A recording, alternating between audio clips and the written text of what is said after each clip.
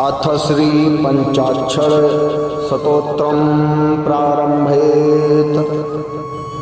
ओम नागेन्द्रहाराय त्रिलोचनाय भस्मांगरागाय महेश्वराय नित्याय शुद्धाय दिगंबराय तस्मै नकाराय नमः शिवाय मंदाकिनी सलिलचंदन चर्चिताय नंदीश्वर प्रमथनाथ महेश्वराय मंदार्व पुष्प बहुपुष्प सुपूजिताय तस्मै मकाराय नमः शिवाय शिवाय गौरी वदनाब्ज वृंद सूर्याय दक्षाधरनाशकाय श्रीनीलकंठाय वृषध्वजाय तस्मै शिकाराय नमः शिवाय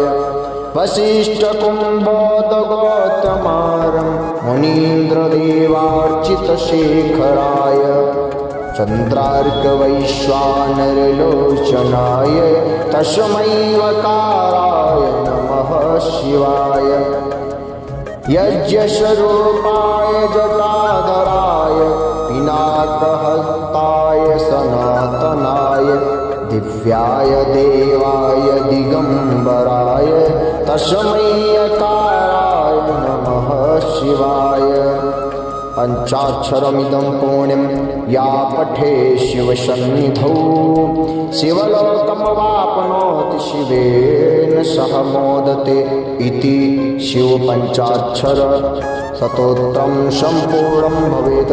बोलो शंकर भगवान की जय। हर हर महा